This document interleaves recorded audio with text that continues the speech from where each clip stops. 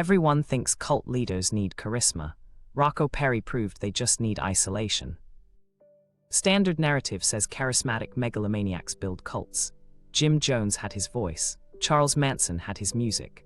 But in rural Quebec between the 1980s and early 2000s, Rocco Perri built something far worse without either. I've read the testimonies myself. Survivors describe a man who was, by every account, utterly unremarkable. No sermons, no ideology, just mathematics of control. The Anthill Kids, as they called themselves. Numbered around a dozen at their peak. What made them different wasn't belief, it was geography. Perri's compound sat hours from the nearest town. He didn't recruit idealists or promise salvation. He recruited the vulnerable, teenagers with nowhere else to go, people already fractured.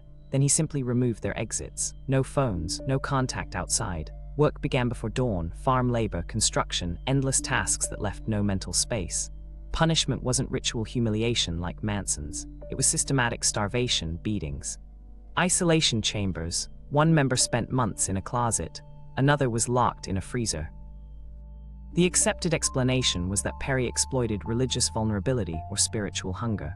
Scholars cited cult psychology textbooks. But here's what demolishes that theory. Members reported Perri actively mocked spirituality. There were no scripture readings, no cosmic promises. He simply convinced people that leaving meant death, that the outside world was hostile, that he was the only structure keeping chaos at bay. It wasn't faith. It was pure operational control through fear. The real mechanism was simpler and more terrifying: total resource dependency. Members owned nothing, earned nothing. Every calorie came from Perri's decision, every moment of warmth his permission. When one member tried escaping in 1989, Perri hunted him down. The message was clear. Escape wasn't freedom, it was betrayal, and betrayal had consequences. This wasn't mysticism, it was slavery dressed in communal language. Perri was arrested in 1992, and this matters, several members refused to testify against him even after escape. That's the real measure of what he built, not belief. Learned helplessness so complete that freedom itself felt dangerous. The cult didn't collapse because members found faith elsewhere. It collapsed because authorities physically removed him. The implications are grim. Charisma isn't required for total control.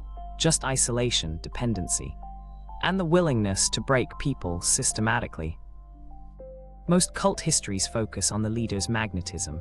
Perri's story reveals the architecture underneath. Control isn't built on words, it's built on walls, on winter, on hunger, on knowing that the person next to you depends on the same captor. That's why his case still matters. It shows us that the most dangerous cults aren't the ones that inspire, they're the ones that trap. Subscribe. Each week we uncover how real control actually works, beyond the myth.